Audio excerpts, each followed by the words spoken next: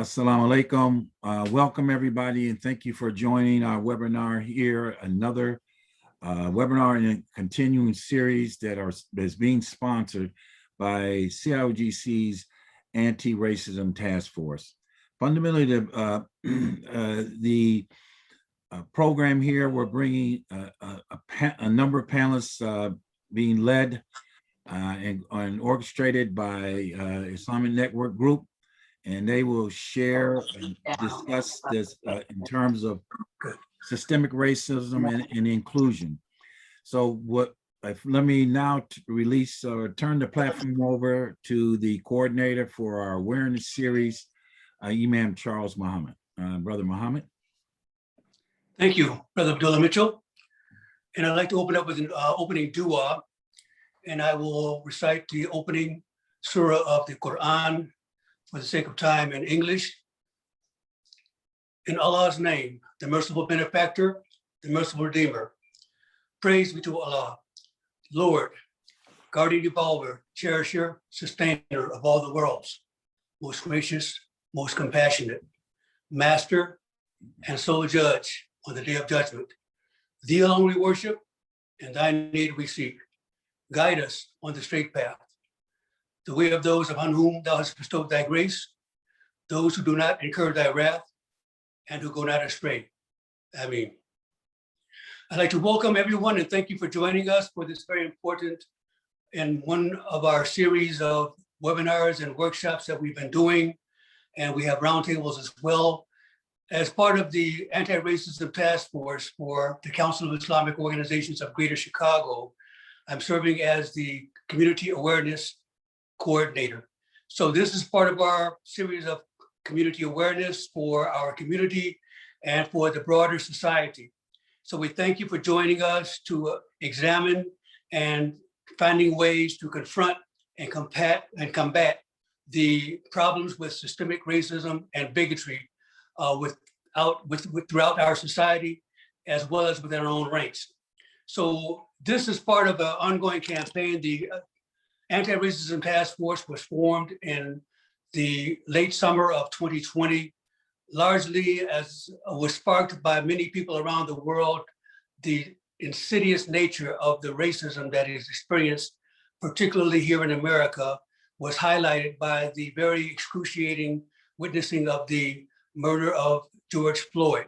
So our task force has been advocating not only for better awareness about how to deal with the problem, but also dealing with advocacy and how we can better bring about social justice through advocating for this cause for social justice.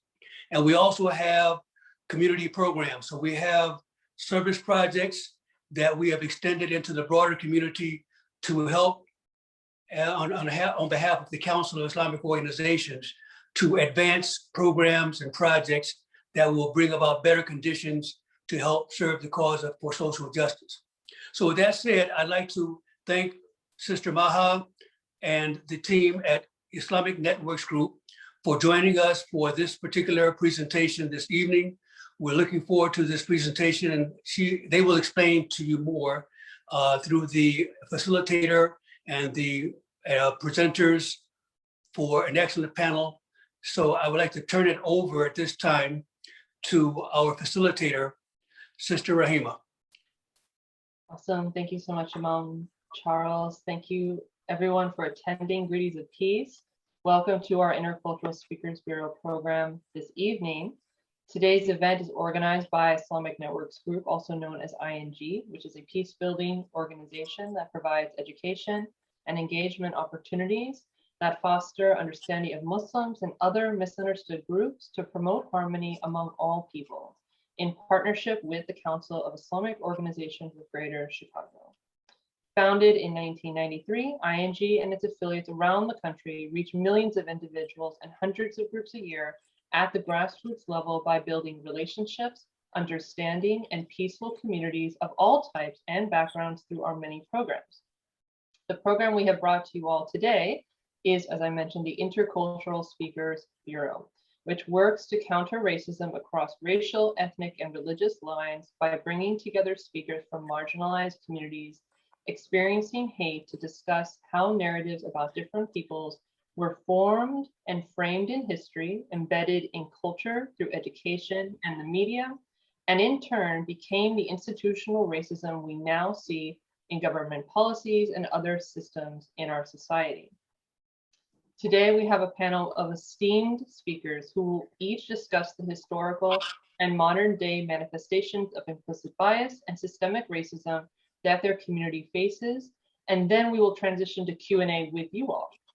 I encourage you to take notes of the points that stand out to you about each presenter's section as we hear from them, and then any questions that you may have for the speakers, which you are welcome to put in the Q&A little section at the bottom. We will collect them from the chat, but I encourage you to put them specifically in the Q&A section. That will be excellent. Now, before we dive into the first portion of the program, let me briefly introduce our panelists. First off, we have Maha El-Junaidi, who is the founder and chief innovation officer at Islamic Networks Group. Maha received an MA in religious studies from Stanford University and a BA in political science and economics from the American University in Cairo. She has taught classes on Islam in the modern world at Santa Clara University and the University of California at Santa Cruz. Next, we have Shannon Rivers, who is a member of the Akhmer Oatham Nation. He is an Indigenous Peoples human rights advocate, spiritual leader, and cultural advisor, speaking on Indigenous movements and the fight for the rights of Indigenous peoples. Shannon served as a delegate and participant at the United Nations Permanent Forum on Indigenous Issues for nearly a decade, and served as co-chair for the Global Indigenous Peoples Caucus at the UN. Next, we have Kayla Hurd, who has dedicated her life to the research and liberation of Black women and other marginalized groups through the study and education of history, women and gender studies, and African American studies.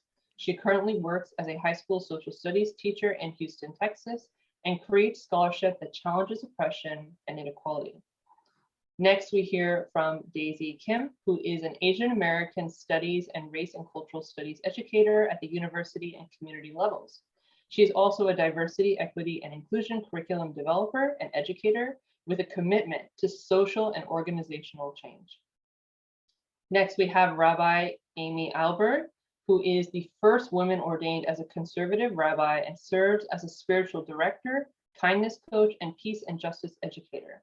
She recently served as the coordinator of Jewish engagement for Faith in Action Bay Area, a multi-faith, multiracial social justice organization based in the San Francisco Bay Area. And finally, but certainly not least, we have Ishaq Pathan, who is the Bay Area director of the Islamic Networks Group.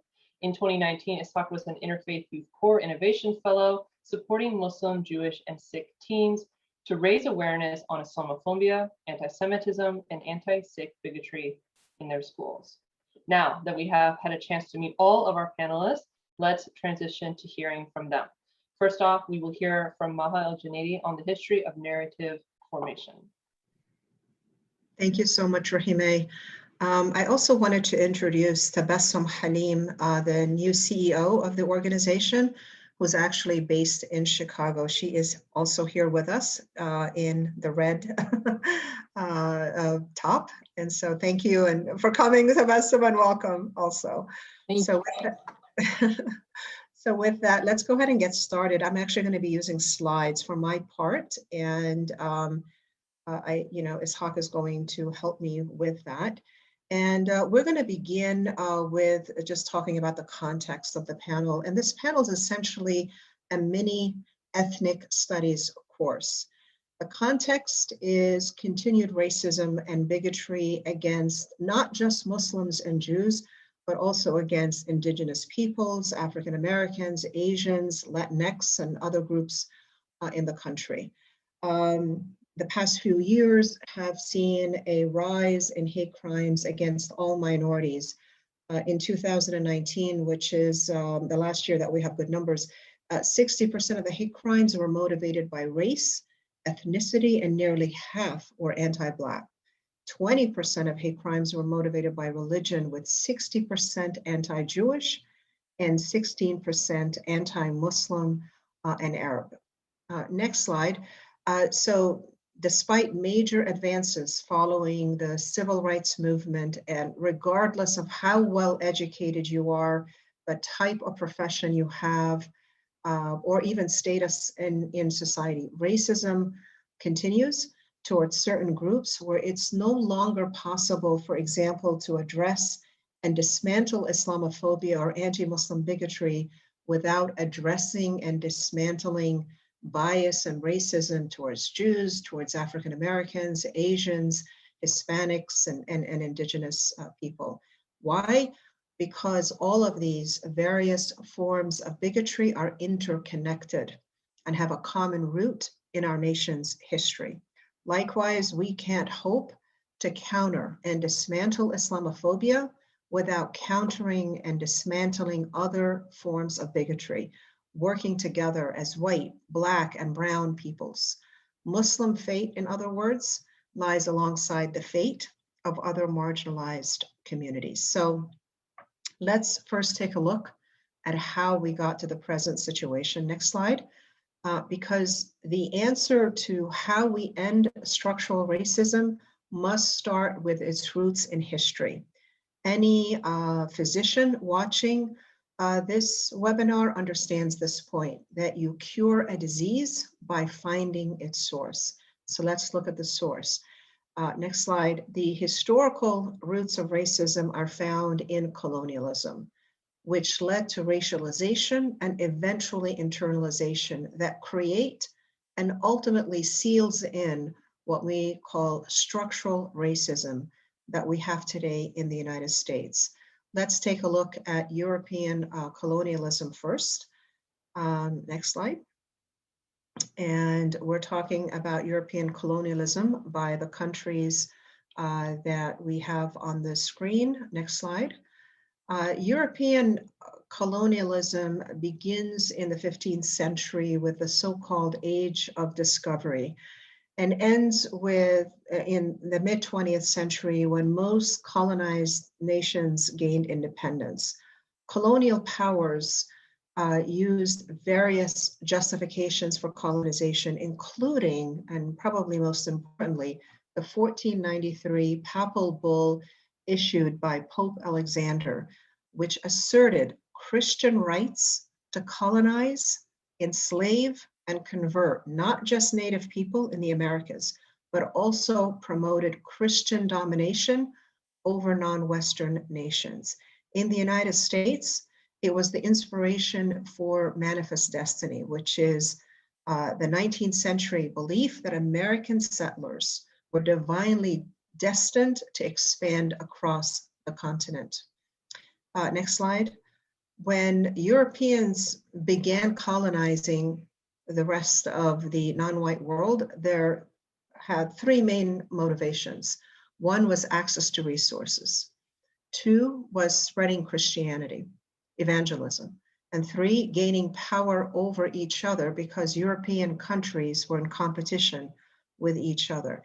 And they asserted control over colonized people by defining Europeans as superior to occupied people, whom they viewed as primitive, in need of civilizing, and natural enemies of Christianity and Western civilization. So for example, next slide, in a speech to the French Chamber of Deputies in 1884, the French Prime Minister, Jules Ferry, said, and I quote, "We must say openly that indeed the higher races have a right over the lower races. Superior races have a right because they have a duty to civilize the inferior races," end of quote. And even though colonialism has ended, these narratives continue to this day. And for example, in 2017, a few years back, French President Macron stated, and I quote, "The challenge of Africa is completely different. It is much deeper.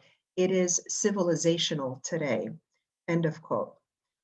During the same period, next slide, non-white men were depicted as savage and dangerous. For example, as you can see by some of the pictures that we have on the slide, the 1776 Declaration of Independence includes a passage that reads, and I quote, the merciless Indian savages whose known rule of warfare is an undistinguished destruction of all ages, sexes, and conditions. Robert E. Lee in 1856 justified slavery with this view of Africans, saying, and I quote, "The Blacks are immeasurably better off here than in Africa, morally, physically, and socially. The painful discipline they are undergoing is necessary for their further instruction as a race and will prepare them, I hope, for better things," end of quote. And so on. President Cleveland describes Chinese immigrants as an element ignorant of our Constitution and laws, impossible of assimilation with our people, dangerous to our peace and welfare, end of quote. Non-white women were depicted, next slide, similarly as backwards and oppressed or sex objects. For example, exotic images of non-white women were conveyed through novels such as The Heart of Darkness, which many of us read, by British author Joseph Conrad, who writes, "She was savage and superb, wild-eyed and magnificent. There was something ominous and stately in her deliberate progress," and so forth. Next slide, non-Christian religions were depicted and often denigrated. Hindus were viewed as pagans who worship many gods, Jews as Christ killers, Buddhists as submissive and passive, Muslims as warring infidels. These disparaging narratives lead to further justification through a process of what is now referred to as racialization, which we're going to get into. Next slide. Racialization refers to the process by which people with a certain physical similarities and characteristics are assigned to racialized groups. And these racialized groups are often assigned certain attributes and then placed in a hierarchy that privileges whiteness and justifies the oppression of a subordinate group by representing that group as less human. Next slide. Examples of what we mean by this, of assigning diverse groups into nice and neat racial groups include, for example, lumping together various and diverse African tribes that looked similar into what we call Blacks or Africans. Indigenous peoples from hundreds of different tribes were grouped as one category, American Indians. Next slide. The British lumped together diverse religious and cultural traditions into a category that we call Hinduism. Muslims today, despite their incredible diversity and origins in 50 Muslim majority countries, are viewed as one group, as if that's the only thing that defines us, our religion. This process of racialization and the placement of racial groups in a hierarchy made it a lot easier to disparage entire groups of people while lifting up whiteness. It then becomes reinforced in culture and becomes racism when these disparaging narratives about entire groups of people based on the color of their skin or religion is upheld by various sectors of society. What do we mean by that? In education, erasure happens. And I can talk extensively about this as it concerns Islam and Muslims because the bulk of our work is in schools.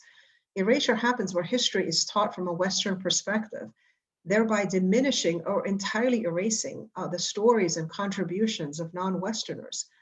Popular culture disseminates the same narratives through the media, which generally portrays Blacks, Hispanics, Muslims, and others in a very negative light, and Hollywood, which often casts non-whites in stereotypical roles. Literature is commonly written from the standpoint of white protagonists. Video games often cast marginalized groups as the enemy. The internet, social media are often used to promote racist stereotypes. I'm sure that you're following the news about Facebook and some of the hate that happens on Facebook and other social media. Racialization and racial hierarchies are also reinforced through government policies, both domestic and foreign. And you will hear a lot more about this from all of our speakers today. This long history of racialization and the narratives and policies it produced have impacted how we view certain groups. And this is called internalization. Next slide. And internalization refers to the adoption of stereotypes about entire groups. And these beliefs are often subconscious, and they produce visceral reactions towards other groups, such as viewing Muslims as terrorists, right? Fearing Blacks as dangerous people or, potential criminals, suspecting the Latinx people as undocumented, viewing Asians as behind the COVID-19 virus and so forth. What is even more harmful is that the subject group internalizes these beliefs. And we know this from studies, particularly on Muslim youth, that they've actually internalized some of the stereotypes that are out there about their community. And internalizing such beliefs produces unconscious attitudes towards these groups, which we often call implicit bias, as opposed to explicit bias, which is conscious. So studies show, and this is something that we train police officers on for them to understand, that studies show that people's subconscious biases can override their values, which means that even if you don't believe you're biased or racist, which is the vast majority of us, no one thinks of themselves as being racist, our subconscious can make us behave in biased or racist ways, especially in times of fear or stress. This explains why, for example, Muslim women in hijab or Muslim men wearing jalaba, the long Arab dress, or speaking Arabic can pull Muslims off planes for no other reason than the visceral reaction that some passengers have or the pilots have towards Muslims, right? All of this leads to structural racism, which is really the larger problem. Next slide. Now,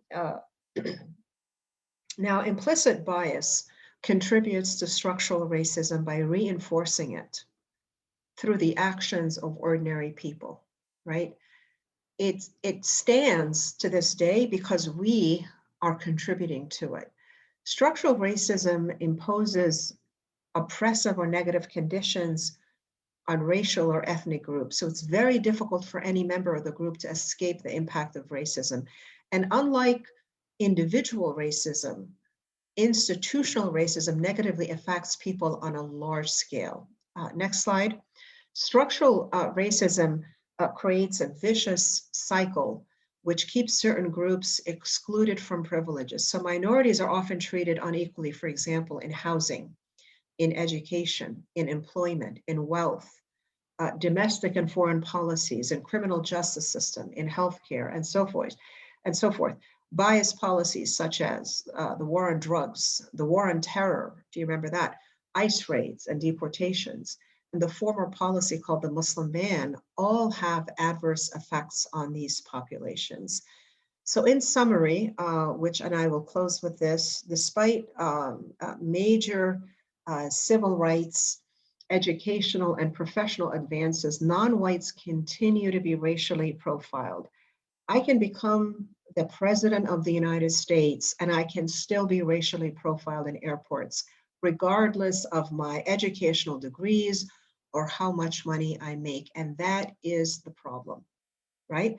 That is exactly the problem. It doesn't matter how much you advance in society, you can still be racially profiled. How do we counter all of this? Well, it starts by becoming aware of the problem, its history, and how these narratives about all of us are made up. They're not real. No one is superior over others because of the color of their skin, because of the shade of whiteness, or because of the religion. And all our prophetic traditions already teach this, right? Judge people by the content of their character.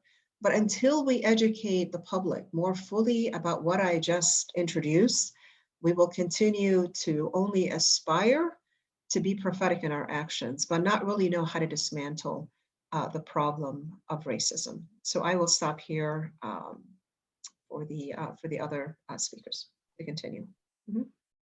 Thank you, Maha, so much for that. I think we all need a deep breath. That's a really good, somewhat heavy introduction to what the speakers now are going to talk about their individual groups. So with that, let's turn to hearing about Indigenous peoples with Shannon. My mic is going in and out. I hope you guys can hear me okay. Yeah, I can hear you great. Well, first I want to say skugtash anya chugig vishak bai akmir autumn sapai mashma. Assalamu alaikum to you brothers and sisters. Thank you all. I'm just going to go really quick here. I know that we were short on time, and I'd actually like to thank my relatives in what you now call Illinois. There are, of course, numerous tribes, the Anishinaabe, the Sac and Fox, the Potawatomi, and all the other indigenous peoples that lived in and around that area. So with indigenous peoples, I don't think I have a slide this particular time, but what I want to do is talk a little bit about the history of indigenous peoples. The original residents of the land were that we all occupy today, whether you're in Illinois or California and Los Angeles, where I'm at, on the Tongva territory.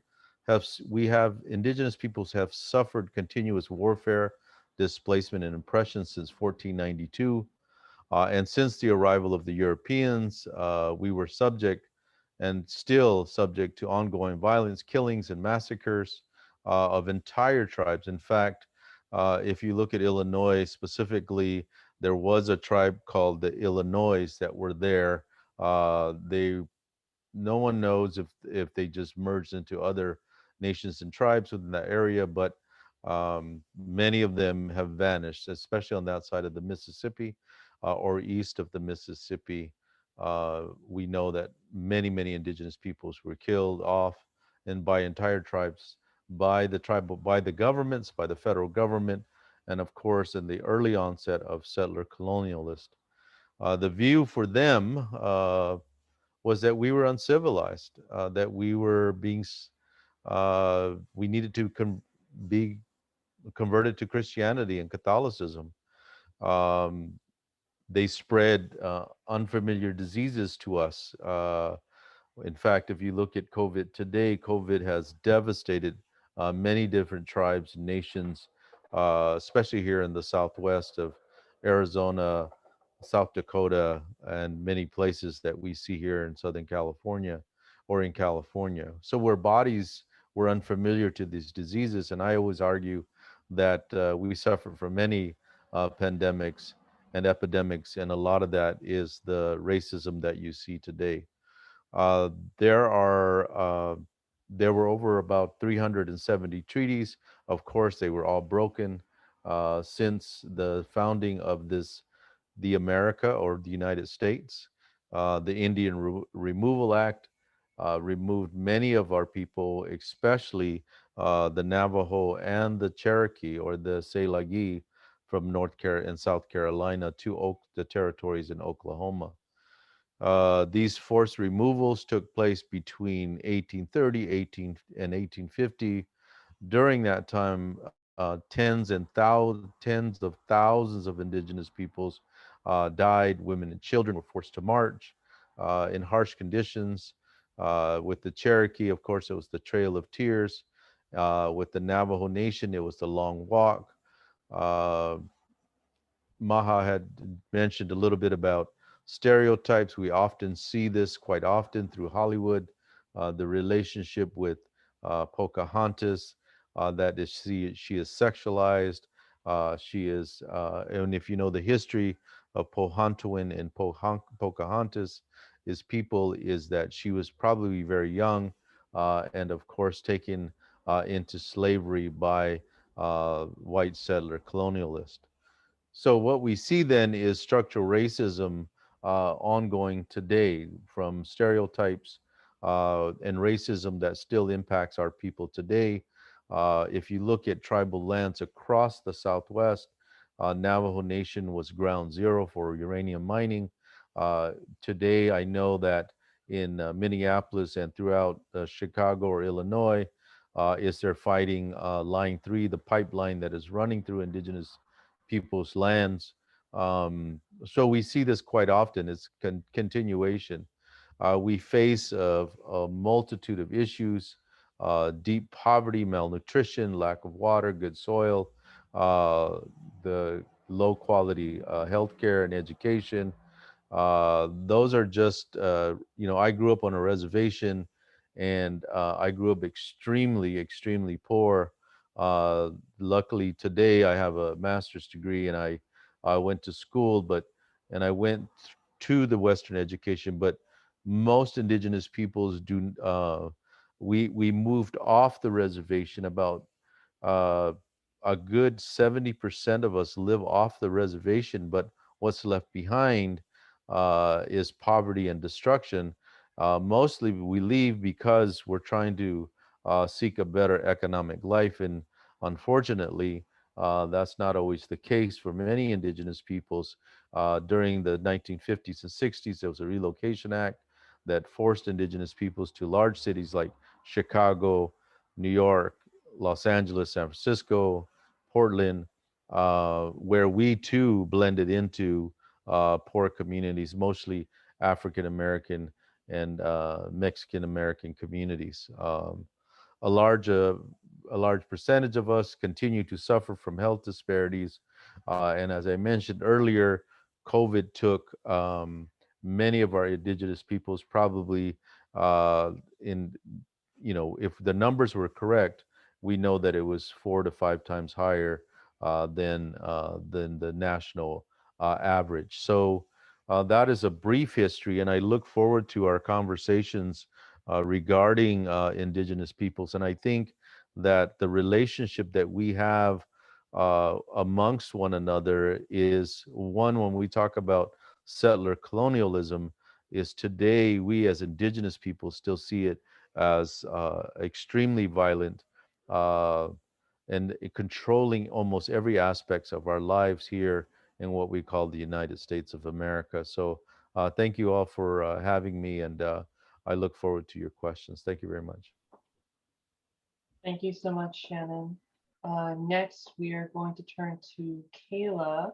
But before we do, I just want to remind everyone in our audience that we will be taking questions from you all. To ask the speakers, you can ask something that is for all of them, for some of the speakers, or for a certain speaker in particular. So I just want to remind you to be thinking about questions. This is an amazing opportunity to ask people with lived experience, but also expertise with their work. So with that, I will spotlight Kayla. There we go. And take it away, Kayla. Thank you. Hello, everyone. I will go over the history, stereotypes, and structural racism that African Americans or Black Americans experience. This history began with enslavement, so it is a 400-year-long fight and journey that we have been on. Enslavement ended in 1865 with the 13th Amendment, which was ratified December 18th, 1865. And it was the 14th Amendment in 1868 that granted citizenships to former slaves. These new laws were soon challenged by Jim Crow laws and Black codes, which mandated segregation in public facilities, which led to separate and unequal treatment across all major institutions, and it disadvantaged Black Americans for nearly a century. And so we see this discrimination and segregation that was accompanied by anti-Black intimidation, violence, and killings by groups like the KKK, especially against those who dared to challenge the status quo.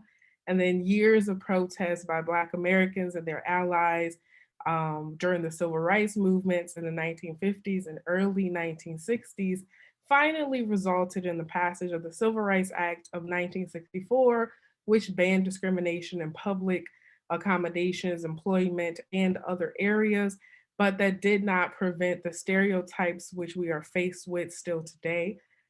So we are often either Our history is often either missing or misrepresented in popular culture. And education, this includes the erasure of our history, perspectives, and contributions from textbooks and curriculum. Also, media reports often focus on violence, crime, and poverty, but fail to discuss systemic barriers that we experience. And Hollywood depictions feature one-dimensional characters and stories in stereotypical roles, such as gangsters or bad boys. And that brings me to the structural racism that we still experience. So, despite the many gains over the 50 years after the 1964 Civil Rights Act, Black Americans continue to suffer from structural racism across all major sectors. This includes housing, education, criminal justice, healthcare, and wealth and income inequalities. So, to focus on just a couple of sectors, housing discrimination and segregation persists in American neighborhoods and cities. So we experience redlining, for example, which is when home loans are refused to us. This began in the 1930s. This prevented many African Americans from owning their own homes and forced them to live in low-income government housing, which you might know as the projects or the ghettos or now the hood. Housing discrimination, whether due to mortgage or rental bias, it led to poor quality housing and neighborhoods and disadvantaged residents in every aspect of life. And looking at low cost housing, this resulted in lower taxes, so less funding for schools and lower quality schools, lower quality education, and reduced opportunities. And additionally, Black American students are often the targets of biased teachers or staff, while only 16% of the total public schools population, they only receive 42%, I'm sorry, not only, but do receive 42% of suspensions and expulsions and what we call the school to prison pipeline. Um, the Black American students receiving such treatment are 3 times more likely to enter the juvenile justice system the following year. And these disparities in education feed into biased criminal justice system and less income and wealth.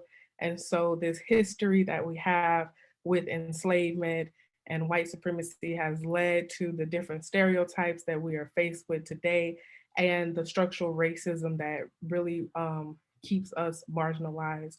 Thank you for having me. I look forward to any questions that you might have. Thank you so much, Kayla. Before we move on to our other speakers, we're going to take a 30-second pause because if we go straight through all the presentations, it's going to be an hour of straight lecture, which is a lot on Zoom. So we're going to take 30 seconds to sit with what we've just heard, kind of process it, and then we'll continue on. So I'll put 30 seconds on my timer, and let's just sit with the information that we've just heard.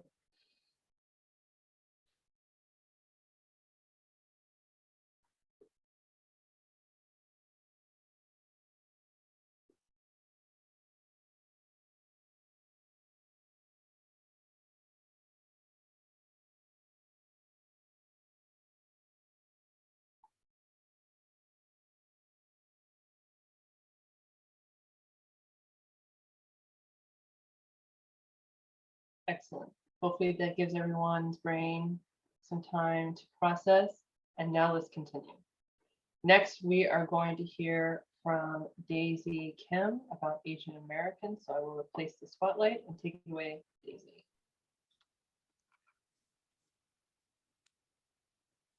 Hi, everyone. Thank you for having me. And today I'll go over very briefly the history, the stereotypes, and structural racism against Asian Americans. And with that, I'll start with the first major wave of Asian immigrants to the US and how it started both in California where Chinese laborers came for the gold rush in 1848. But it was also during that time when the first wave of Asian immigrants from Japan, Korea, the Philippines, China, and India to Hawaii as well. And what sort of prompted that first wave of immigration was both the fact that the US itself was having a labor shortage and needed cheap laborers, but also a lot of these respective Asian countries were going through various colonizations and occupations from the West and internally within Asia, Southeast Asia, and South Asia. And when we talk about Asian Americans today, we have to keep in mind that it is an extremely diverse group coming from South Asia, Southeast Asia, Pacific Islands, and East Asia. So it's such a broad category. And it's very unfortunate because they, in the US, came up with the term Asian American during the Civil Rights Movement. And it was then adopted for census purposes to group all these very different ethnicities and cultures together into one lump sum that is considered and called Asian America. But with that, we'll go back to a bit of the history. So all these Asian immigrants started coming to the US in the 1800s. But during that time, the United States also started occupying Asia and the Pacific Islands. And during that time, in the US, even though they were bringing in the laborers for their own shortage, they decided to create anti-Asian and particularly anti-Chinese laws. And as of 1882, the US came up with the Chinese Exclusion Act, where it was the first law to prohibit a specific country of immigrants from coming into the US for the first time. So in 1882, they said no more Chinese people. And during that time, what they also included as a clause is they no longer allowed women to join their families. So what then created were the first wave of Chinese immigrants first came here as laborers. Then they were no longer able to invite or sponsor their families and spouses to the US, creating these pseudo bachelor societies.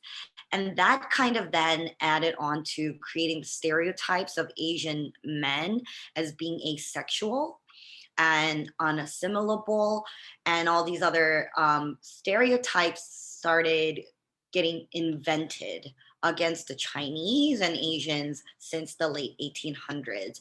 And I want to point that out because that sort of stereotyping of Chinese and Asian masculinity and sexuality sort of extends to this day and plays out so heavily throughout our culture and pop culture.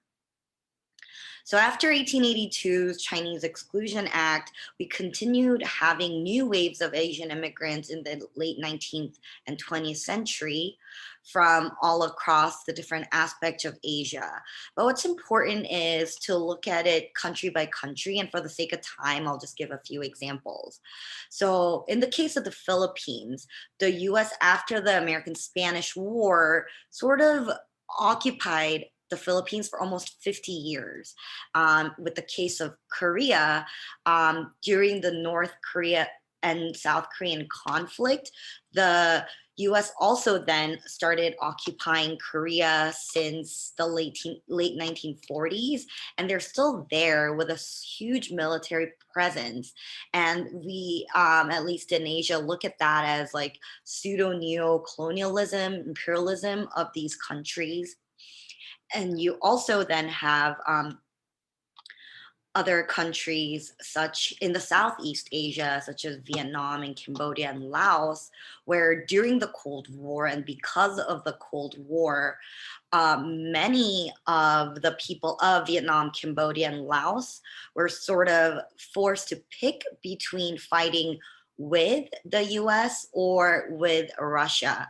So it also then created a divide in these countries with various occupying forces, which then resulted in the immigration of people from Southeast Asia into the United States in 20th century. So if you look at all of that, sort of the history on how these different Asian immigrants came and why they came differ greatly. And lastly, you have the Immigrant Act of 1965, where it wasn't until 1965 that sort of these policies against Asian immigrants got lifted, where they then said, okay, we're going to allow more Asians to enter the United States.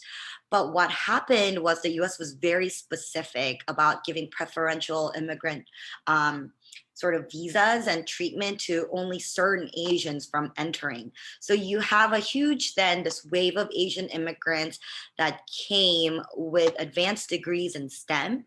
Or let's say from the Philippines in particular, they self-selected, nurses because the US had a nursing shortage. And because the Philippines was occupied or pseudo-occupied by the US for so long, a lot of the nurses already spoke English. So a lot of the immigration that happened coming from Asia in the 60s and 70s were either very selective or because of the Cold War that happened in Vietnam and its neighboring countries, you then had very select refugees that were then allowed into the US in the 70s onwards. So when the US has this ongoing stereotype of Asians as the model minority or unassimilable, there are very different reasons as to why, based on their relationship back home with the United States and when they entered the United States. And this prevailing narrative of Asian Americans being the model minority really came about because, for example, if you are a Vietnamese or Laotian refugee that was finally able to enter the United States after, let's say, living in a refugee camp for like 3 to 5 years, right? You're going to come into this country as like very pro-American. And on top of that, I feel like the way that they self-selected Asian immigrants also sort of made them feel like community by community to feel like they have to be exemplary immigrants to fit into the US. So that's only part of the reason why I feel like the model minority myth stays so strong, but I want to be able to share that it's more than just, because they somehow are really good at math and they don't like to cause trouble, but there's a lot of like history rooted behind all of that. So moving on to stereotypes, we see how the Asian American stereotypes play out in the United States. But what's more important, I think, that adds to the stereotype is this invisibility of being Asian in America.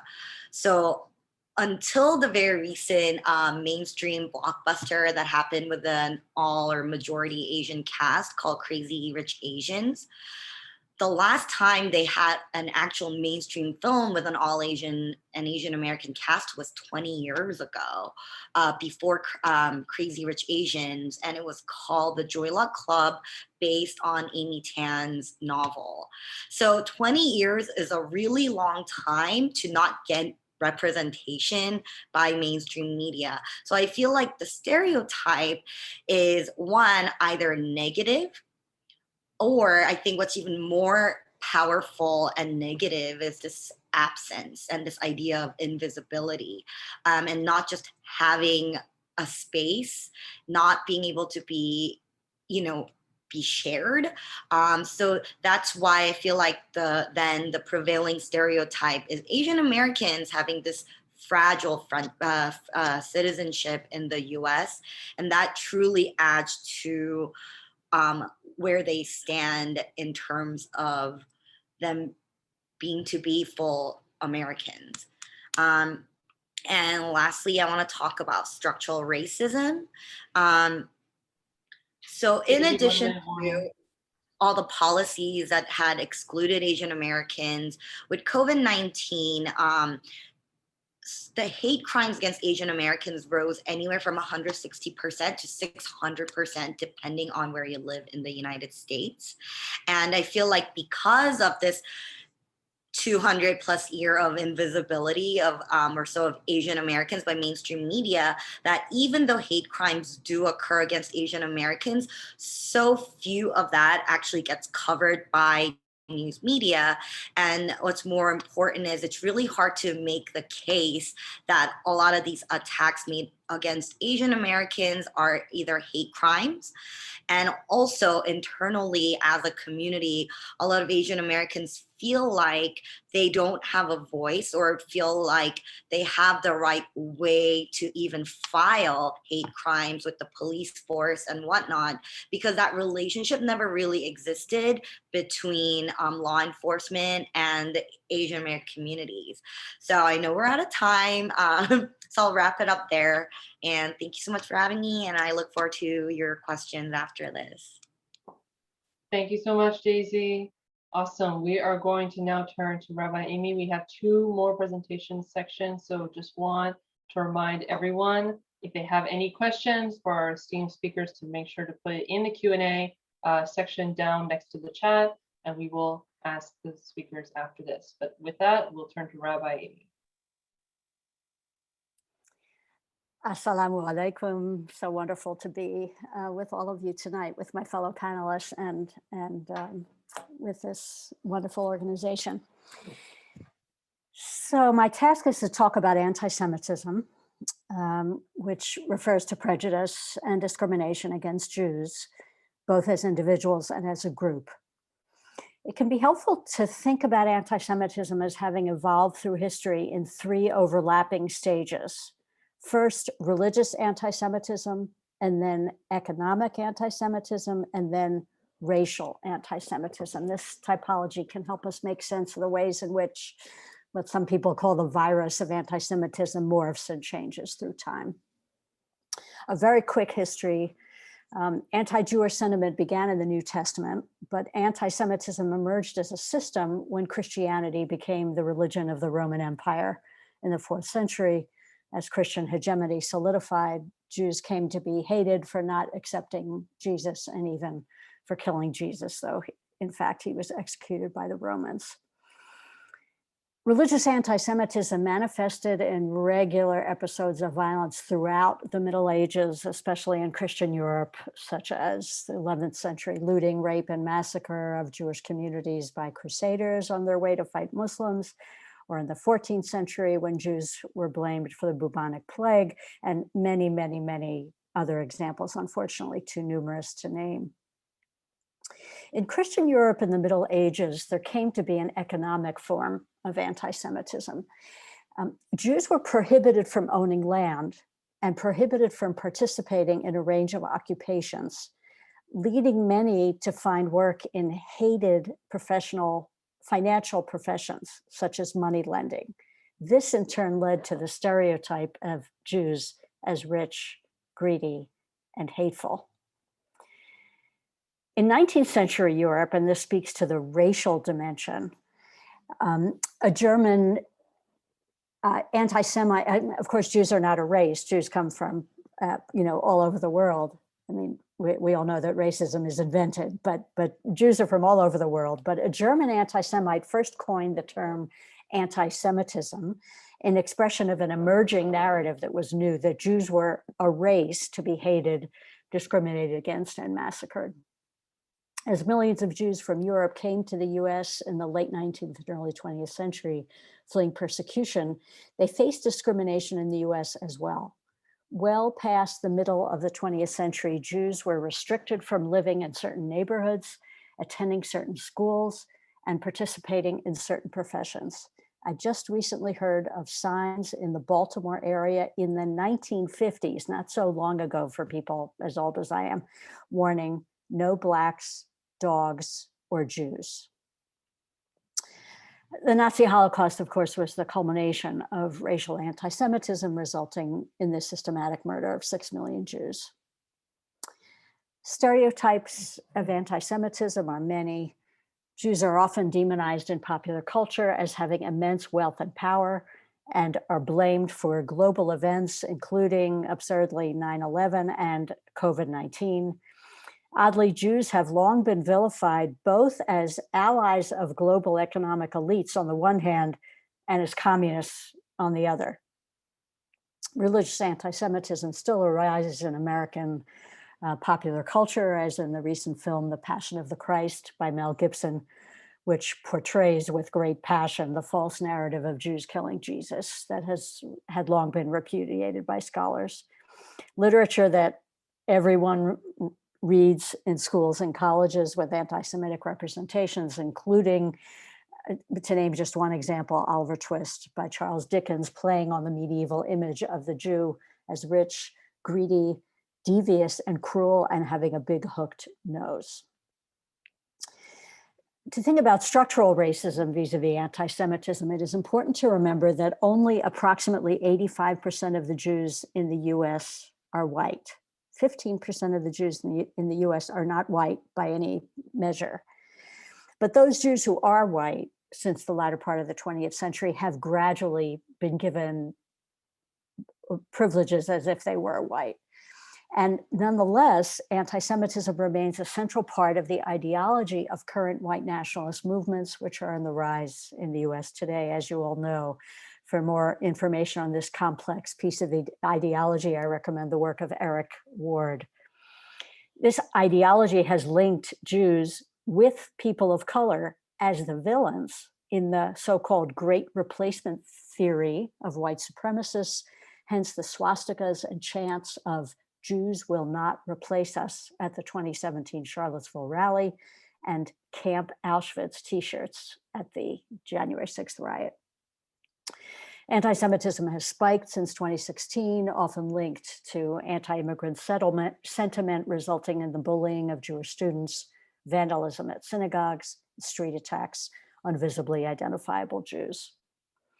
Anti-Semitic hatred has returned to great lethality in recent years, with mass shootings at the Tree of Life Synagogue in Pittsburgh in 2018, at the Chabad Synagogue of Poway, California in 2019, and with a spate of attacks on Jews in the street, in synagogues and restaurants during and after the recent war in Gaza.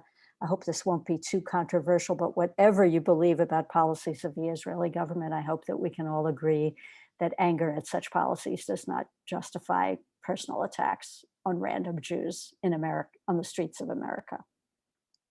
All of that said, just noticing how much we have in common.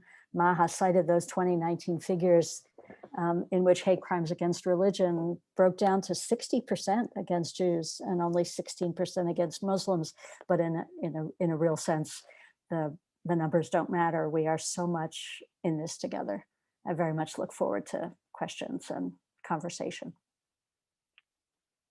Thank you so much, Rabbi Amy. And we will finish off with switching to our last speaker, Ishaq, who will talk about Muslim Americans, a topic I assume most of our audience will be familiar with, but it'll be good to get some statistics and studies and learn from Ishaq. So last chance for any questions for any of our speakers. And with that, I'll turn it to Ishaq. Thank you, Rahime. Thank you to the organizers at the CIOGC, to Imam Charles, as well as Brother Abdul Mitchell.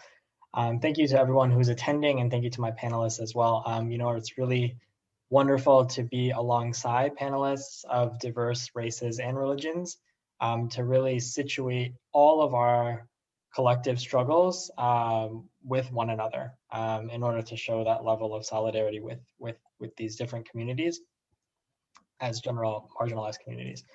So I'm in here to talk a little bit about Muslim Americans, and I wanted to start by touching on what Rabbi Amy mentioned as well, which is that Jews are not a race. Similarly, Muslims are not a race.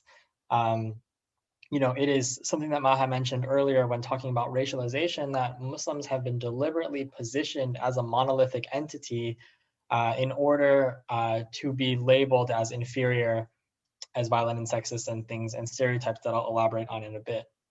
But Muslims themselves make up a wide variety of backgrounds. Simply in the United States, 28% are African American, and then 25% are Asian, with 20% being Arab and so on. So there's a wide makeup. Now, historically, Muslims have been long viewed the enemy of Europe and Christendom, with them being viewed as infidels and or geopolitical rivals in different episodes, especially during the Crusades, when European Catholics attempted to take back Jerusalem, which resulted in the slaughter and deaths of tens of thousands of Muslims. If we fast forward to the United States, the earliest history of Muslim Americans in the United States is as enslaved West Africans who were treated poorly, forced to give up elements of their religion and their rich West African cultures. Muslims immigrating into the country in the mid-1800s in small numbers from parts of the Middle East and Asia also felt that similar levels of discrimination as other non-white, non-Christian groups. And a stereotypical idea, as Maha mentioned during European colonialism, Orientalism, specifically the study of the East, including the Middle East and North Africa, was what was created by academics and the like to promote stereotypes about Muslims. And these stereotypes included Muslims being cast as exotic, as primitive, sexist, violent, others, and so on. And another element that's important to recognize is that these stereotypes then continue today to position Muslims and Arabs as bad guys, position Muslim males as angry terrorists, and Muslim women as being oppressed, especially in popular culture, which I'll talk about in a second. When looking at media and media analysis, more than 80% of television media coverage on Islam and Muslims is negative. When looking at terror attacks by Muslims, they are 3.5 times more likely to be covered by mainstream outlets than terror attacks or violence that are based by non-Muslims. And so naturally, those watching those sources are going to come away with this misrepresentation of Muslims as being more prone to violence, more prone to terrorism. This is then reinforced in Hollywood with various movies and shows that cast Muslims as villains and terrorists, such as Homeland, with the internet and social media that continue to spread Islamophobia on Google searches, as well as with books, nonfiction, and fiction that present and highlight the oppressed Muslim woman and living in a misogynist and violent society, or the Muslim cast as a terrorist. Finally, video games may often present the Muslims as the terrorists or the villains. And on a structural level, this all manifests in a variety of ways, particularly with government policy, especially since 9/11 with the subsequent wars in Iraq and Afghanistan. Muslims have been impacted by policies, perceptions, and the like for 2 decades now. The war on terror basically works to cast all Muslims as security threats, resulting in racial profiling and surveillance that we've seen by both federal and local aspects of law enforcement in places like with the New York Police Department.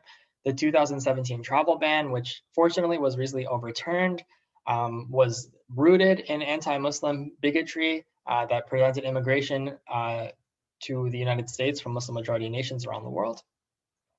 Furthermore, American foreign policy and media coverage often shows a sense of disregard for human rights violations against Muslims around the world in places like China, Myanmar, Syria, Yemen, Kashmir, Yemen, and Palestine.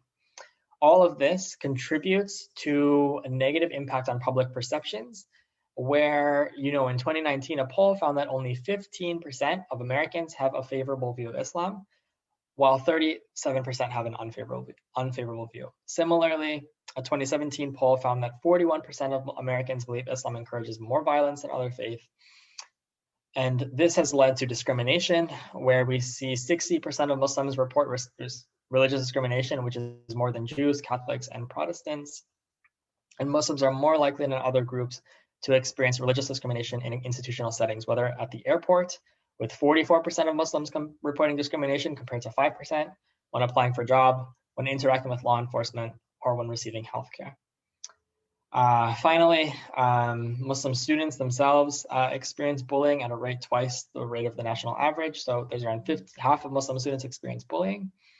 And this has all amounts in a lot of ways to hate crimes and mosque vandalisms around the country, which creates unsafe environments for Muslims, regardless of their neighborhoods, their political and their personal and economic statuses, they are still kind of under threat or potentially under threat due to Islamophobia, which affects Muslims regardless of their races, but is amplified when we see the intersection of Muslim identities with other races, whether they are also African American, whether they are also Asian American, Latinx American, and so on. So thank you. I'm going to go ahead and stop there and pass it back to Rahima. Awesome. Thank you all so much. Did we move back to gallery view for everyone? We'll take that as a yes. Awesome. Great. Thank you so much to all of our panelists for sharing all of this really important history and modern day implications of bigotry and hate against your groups. We are now going to turn to question and answer. So the first question I will pose is, how is your community interrupting anti-Black racism, either in your faith or ethnic community? And we can go with whoever would like to. Oh, Rabbi Amy, go ahead. Yeah, I love this question.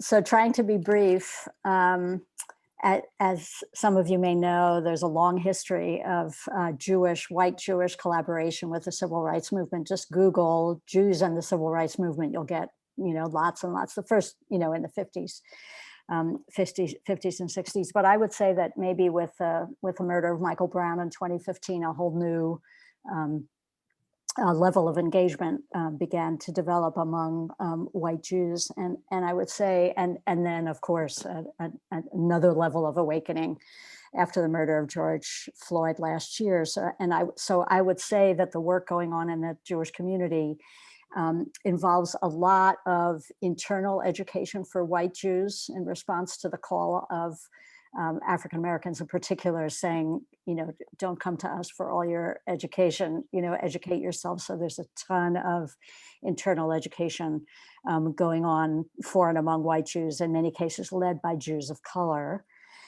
There's a whole new kind of field of trying to understand, trying to open our eyes to the fact that not all Jews are white. And we need to be aware of the experiences of Jews who are not white in predominantly white Jewish communities. And maybe most importantly, there's a whole range of Jewish organizations that are engaged in coalitions with people of color-led organizations around social justice work. And there's one superb such organization in Chicago called the JCUA, Jewish Coalition on Urban Affairs. It's one of many such organizations whose reason for being is to do social justice work in collaboration with and solidarity with people of color. Rabbi Amy. And increasingly, one more thing, there's a lot of talk about reparations, what reparations work would look like within the Jewish community. Awesome, thank you so much. Daisy, I saw that you had raised your hand. Would you like to go next? Hi, yeah, I just wanted to answer the first question about interrupting anti-Blackness in specific, I guess, ethnic communities. I can't speak on behalf of any of the faith-based groups that exist in the API community, but at least within the API community, I feel like one, because Asian Americans are the largest immigrant group where they're non-native to the US, and still a large percentage of them have language barriers, that more and more, I would say a lot of the youth-driven and just like the community-based groups have created literature in different Asian languages to talk about what's been going on with Black Lives Matter and what that means to everyone. So I just want to share that I feel like a lot of translated material and that effort has been ongoing,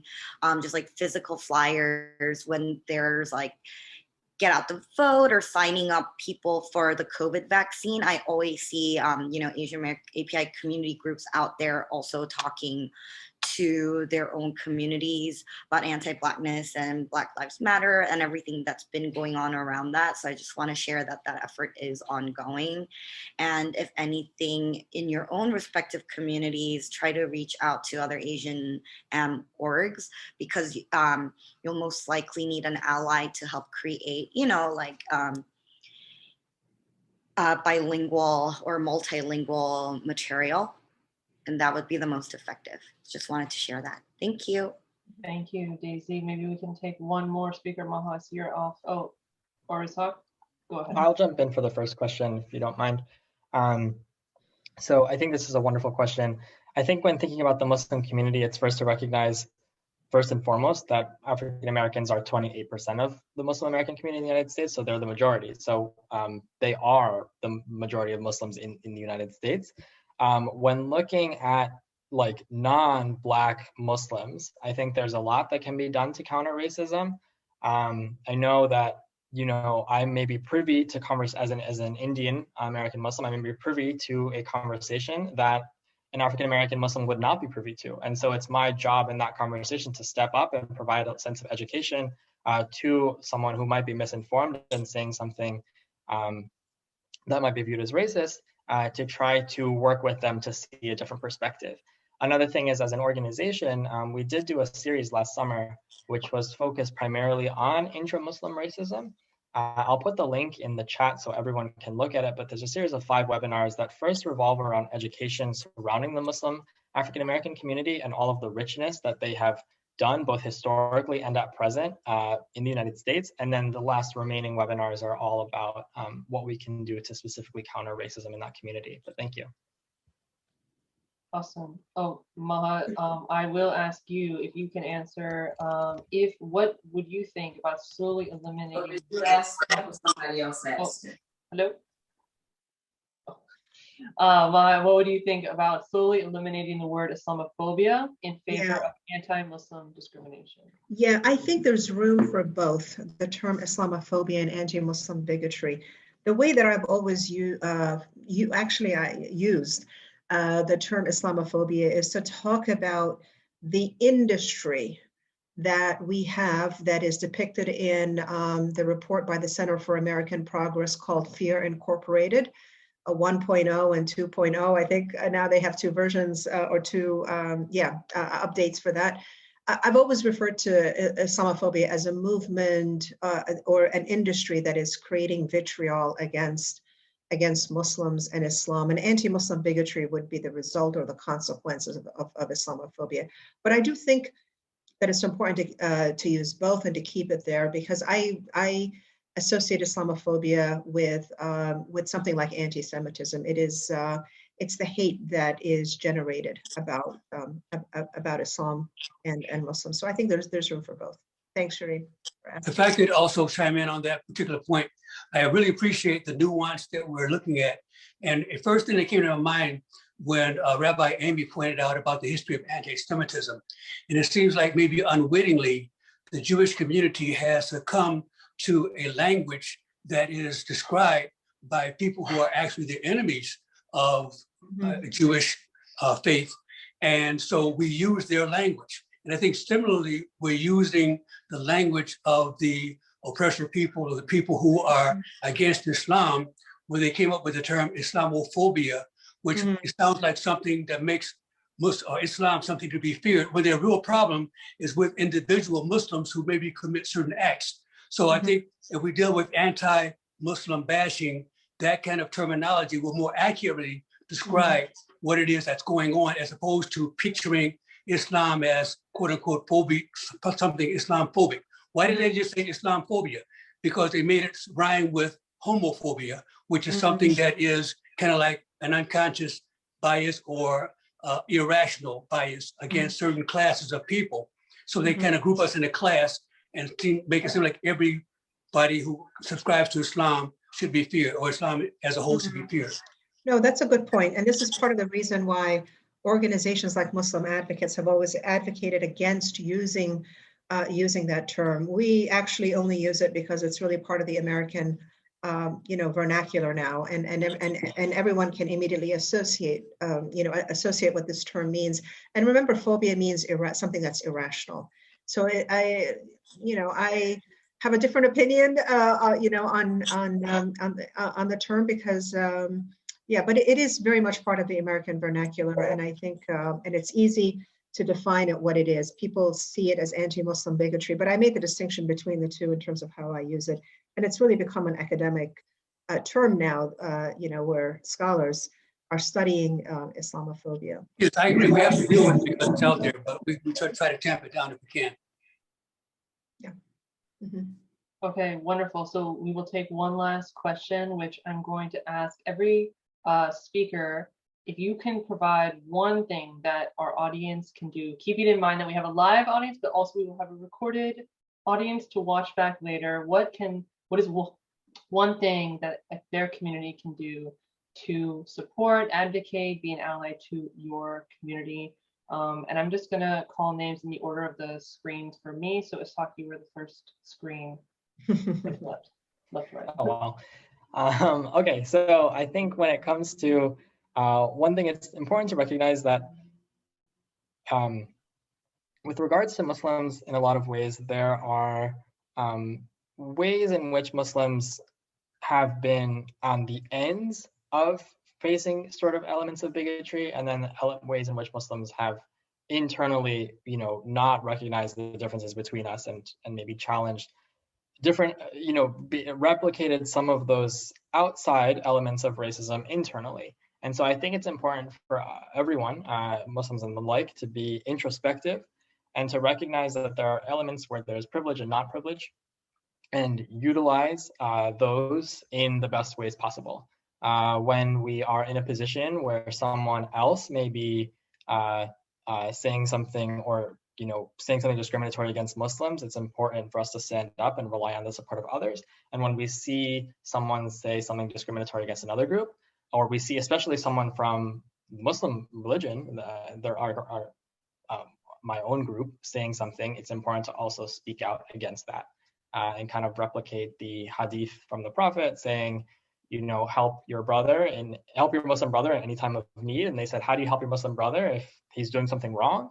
And then Muhammad, peace be upon him, said, stop him from doing that. So I think it's just important to recognize the plurality of our experiences and utilize them in the best way. Yeah. That's a very sophisticated answer. Thank you, Ishaq. I just want to add, as far as ING is concerned, and I know Tabassum would agree with me, I think the best way that we're fighting hate is through the work that we do, the many programs that we do around both education, which we think is key, like this program right here, and then engagement among Americans of various backgrounds. I can't tell you how important that is. For me to speak, for example, to just over the weekend, I met with, with someone who had some interesting views towards Muslims, and I cannot tell you how impactful it was. It was a 3-hour social event. I think I may have influenced the person to think differently about Muslims and and Islam. I don't want to sort of name the religion that he belonged to, but the idea is engagement is incredibly important as well as education. Mm-hmm. Thank you. Rabbi Amy, if you can please go next. Yeah, I totally agree with Maha about education and engagement and dialogue. What came up for me in response to the question was two quick things. I mean, I could say them quickly. One is to Muslims in particular, when you become aware that there's been an attack on a Jewish institution, a synagogue, a swastika painted, attack on a Jewish restaurant, on a Jewish school, reach out, send an email to the heads of the Jewish organizations to say, we're with you, we know what this is like to be targeted, we're with you. That is really, it's really powerful to get those messages. And the other thing is maybe a piece of advice or an exhortation. Please don't assume that the Jewish-Muslim relationship needs to be defined by what happens in Israel and Palestine. Surely there can be disagreements among us on that subject, but the relationship between Jews and Muslims in America has so many other dimensions, and we need each other so badly. So we need to lean into those. Thanks. Thank you so much, Rabbi Amy. Also, I want, before we move on to the next speaker, I just want to call, there was a comment made in the chat that if the writer, it looks like it was posted anonymously, can please clarify, we would wish to understand your comment. It says, with all due respect to Ms. Kim, the language barriers do not stop Asian Americans in some way. So we would love to be able to understand your comment. If you could please clarify in the chat, and we will read it when you post it. But before that goes Kayla, if you would like to go next. The question, what is one thing? Rahima, I think it might be good. It looks like they did respond. Oh, great. Language barriers does not stop Asians from opening exploitive businesses in the Black community. So sorry, Kayla, let's let Daisy either respond and her own thing. Maybe Kayla said that she wanted to respond, so. Great. Yeah. Kayla, go ahead then. I'll let Daisy go first. Okay.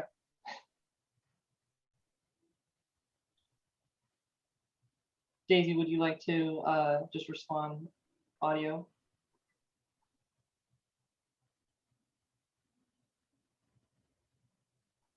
Hi, so no, I'm very much aware of existing conflict and historically, I guess, lots of issues between the Black and Asian community. I, understand fully about the LA riots that happened after 1992 and how there are lots of ongoing things between the Asian, Black, Latinx communities. But I did not get to address any of that today due to lack of time. All I wanted to say earlier is that I just wanted to share that there has been outreach efforts being done in the Asian American community. And I think it's particularly important that I wanted to share with people that we're doing bilingual and multilingual work. And if you yourself are working on any outreach programs,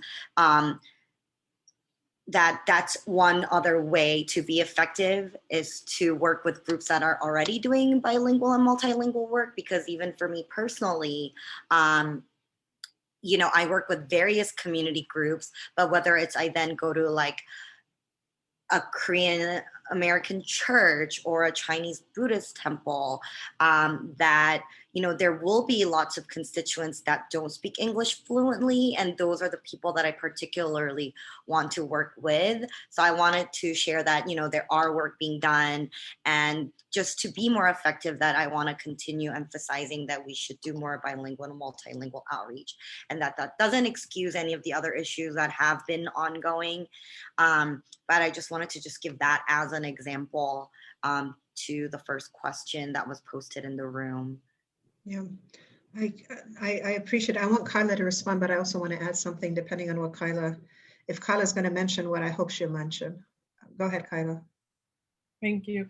I just wanted to talk about anti-Blackness and the way that it's internalized by not only white communities, Black communities, but other communities, including the Asian community. And so in many ways where we see, an Asian family or an Asian group has opened up a store in a Black community and they're doing this to exploit us, we have to look at them as also a historically excluded group that has been excluded from accessing space in like more affluent areas or in predominantly white communities.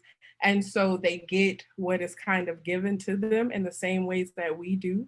And so I think it is important that we understand that we are not enemies, and that begins with the work that we're doing today to kind of discuss. Daisy mentioned this is what's happening amongst the Asian community to bring awareness to anti-Black racism, so on and so forth. And I really appreciate ING for the work that you're doing with bringing us all here to discuss not only what our communities face, but the way that our groups are working together. And I think it's important to know that we are all victimized by white supremacy. And it's important that we educate ourselves and work together to dismantle the thing that has historically and continues to exclude us. And so in many cases, Asian people who open stores don't have a choice but to open them in our communities. Yeah. Thank Yeah, you. I don't have anything more to add. So thank you, Rahima. That was incredibly Thank you. powerful. Thank you both so much. I do want to say, I know we are just going to be going over time, but we're just going to get like the calls to action from the last few communities. I do want to say, Daisy and Kayla, we didn't actually get calls to action from you both for your communities in general. We were reacting to the comment. So if you would like to do a calls to action for anyone listening on the recording or currently listening, that they can do to be an ally, advocate, support for your community. I'll say, like many of the other panelists, that it begins with educating yourself. And then, of course, if you see something that's happening that's anti-Black, call it out and correct that person or that group when necessary. And beyond educating yourself, you can look up the Movement for Black Lives just to see which organization is near you that you can get actively involved in. Thank you. Thank you so much, Kayla. Daisy, would you like to add a short call to action?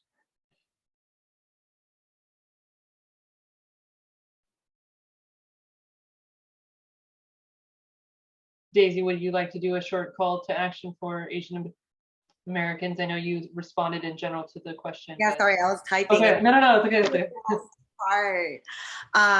But no, I just want to say thank you so much for ING for, bringing me on board. And I always share this to every, chance I get to share with the Asian American community that, it meant a lot to me that it was a Muslim group that actually asked me to join on this peace building effort that you have been working on for such a long time. And I think what that means is that we also have to continue working outside of our own communities, right? So we can truly understand and address all the issues that affect all of us. And I know that the types of discrimination that we all face is different, but but it's only through this type of coalition building that we understand that, that we're sort of all in this together. So for me, the call to action would be then to reach out to someone outside of your own community, outside of your own comfort zone, to share all of this and build this narrative to grow stronger, so that it no longer is this side piece of ethnic studies that we have to, carve out a time, right? Once in so many years, right? Because it's not offered in classrooms and whatnot. So this becomes sort of the prevailing narrative, and that we get a more cohesive understanding of why and where we are today. Mm-hmm. Yeah, I just want to say thank you and can't wait to continue doing more of these. Thank you so much, Daisy. Rahima, let me just interject for a second. Brother Irshad Khan is the chair of the hosts of this panel. So I wanted to see if you wanted to say something, and then also Imam Charles Muhammad. We do have calls to action that we were going to share, but we're out of time. So I don't know if we want to continue. Imam Charles, we have another 10, maybe 10 minutes. Just share, we haven't heard from Shannon yet, and I do want to make sure that we hear from him. Okay. I'm so sorry. So he's our last speaker. I want to make sure Shannon has a chance to speak for Indigenous peoples, and then of course we want to hear from our host. Okay, can I just ask Imam Charles if we should continue for another 15 minutes, or do you want us to close after Shannon?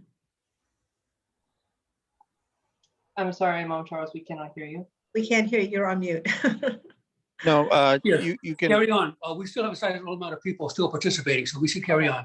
10 Okay, minutes. carry on. Okay, so Rahima, Shannon, I wanted to see if Brother Irshad or Dr. Irshad wants to say something, and then we can do a calls to action. Wonderful. Okay. No, All right. I just want to thank, this is Irshad Khan, chair of CIOGC, and I want to thank ING and for hosting this with us, and it was so reflective to hear from the panelists today. Thank you, everyone. I know in the essence of time, I just want to thank everyone for joining today, and thank you, ING, for promoting and supporting the the Anti-Racism Task Force with this initiative. So thank you. Thank you. Mhm. Thank you, everyone. And I hear us kind of going back and forth about the African American community, the Jewish community, but one of the things that we need to understand, especially here in America, you and I are privileged. We sit in an area where we have access to Zoom, we have access to internet. Indigenous peoples on many reservations don't have that. Education is key. Unfortunately, education doesn't happen that often on reservations throughout the United States. As the same goes within some of the barrios and ghettos across the country. So let's not privilege ourselves by saying education is important. Yes, it is important. I agree with you. But education and access to that education is what's key. We don't have that. You and I are privileged. We are educated. We have done some great things and have great accolades on our books. But when we talk about a call to action, you have to show up. There are protests around the country. There are legislative laws that are challenging your very right to vote. There are legislative laws on the books right now that are challenging ethnic studies. It is amazing to me. Well, it's not amazing. I'm Native American. I'm indigenous from this country, but to ban ethnic studies is the very act of white supremacy. So let's not kid ourselves when we talk about our African American communities and our indigenous communities that they have access because a lot of times they don't. But the call to action for me is that show up to protest. Line 3 is happening right now in Minneapolis. There are calls of the 215 children that were found at the Catholic churches that are still remaining, and we're still finding more. This is happening in this country and throughout Canada. Let's be real with one another, and let's have these hard, difficult conversations. Let's talk about white supremacy at its core because it has infiltrated almost every aspects of our lives. Thank you very much. Thank you so much, Shannon. Let's take a deep breath. This is all very heavy, but very important stuff to talk about and discuss. With that, I will transition to our formal calls to action, as well as to supplement the ones we already heard from the speakers. My PowerPoint will behave. Awesome. Wonderful. So first we have our personal calls to action that we can do in our own individual lives, and then we will switch to institutional. So first off, we have to work to undo our own biases. And how we do that is we recognize that every human being has biases towards others, that it's natural that you are going to grow up and you're going to have biases about others. However, it is our responsibility to challenge your instinctive thoughts and assumptions, whether negative or positive, as Daisy mentions a lot in presentations about the model minority myth, specifically around Asian Americans, right? Sometimes the stereotypes are positive, but that doesn't mean that their impact is positive. Strive and take initiative to overcome your biases, and then repeat to make these steps habitual. I promise, as someone who's been working actively on her biases for years now, I promise it does get easier with time. If you are at the beginning of your journey, if you are further along, you can see for yourself. Just like going to the gym, when you first start working out, it's a lot of pain, it's a lot of stretching and straining of your muscles that are not used to moving, but with time, it does get easier. Be open to criticism.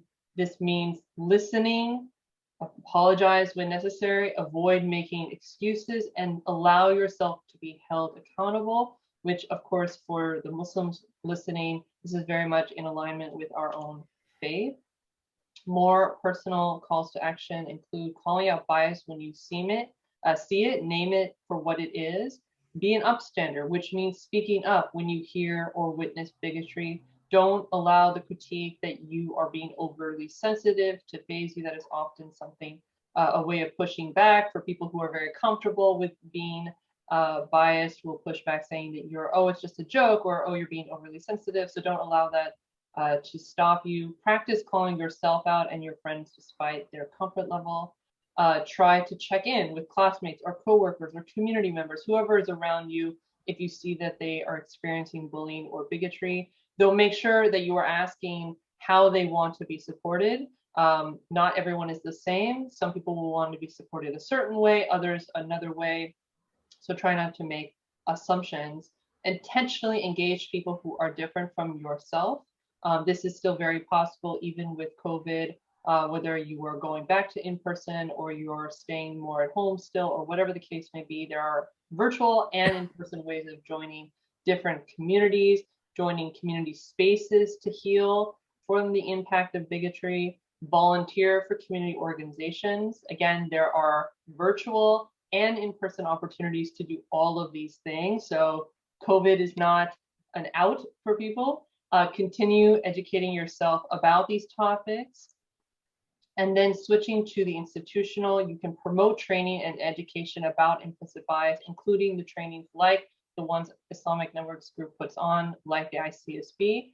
You can promote cultural diversity education at your facility. The many people watching here, obviously the CIOGC promotes these kinds of trainings with their task force, but all of you presumably have workplaces where you can promote this to your manager or to your school if you're a university student or so on. If you're a parent, you can go to the board of the school and recommend trainings.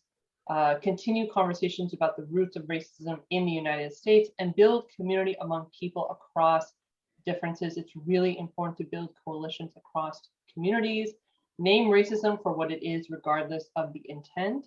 Join or start groups or clubs to discuss these ideas. You can write for your schools or your news organization's newspaper or blog or newsletter. You can create art projects. If you are a parent, again, you can include your children in this with art projects memorializing forgotten US history. You can stay informed on potentially oppressive laws and practices, as Shannon excellently mentioned, right? There are laws being proposed right now that are going to be oppressive to either some groups or multiple groups, and being able to join protests or being able to call your senator or write a petition or so on is something that makes the United States a very unique country. Stop worrying about being politically correct as much as you can and focus on being personally compassionate to all people. Thank you so much to the CIOGC for having us today. I will turn it to either Imam Charles or Brother Irshad for final comments. Thank you again, and I wish you all a wonderful evening. Yeah. And Brother Abdullah is actually the executive director of the CIOGC. So thank you, Brother Abdullah, very much for having us. Thank you all again. Thank you for being here. It as I think in kind of summarizing we all have a story. We've all had an experience, and inshallah, through the sharing of these stories, we will grow to be more understanding, more empathetic, and learn how that this is a journey that we all must engage together. But standing alone, we are not as strong as when we stand together. So thank you for our panelists this evening for sharing their experience and reminding us of what we all must do. And inshallah, may God guide us to do the work that is intended for all of us to do in supporting social justice and harmony among all people. Amen.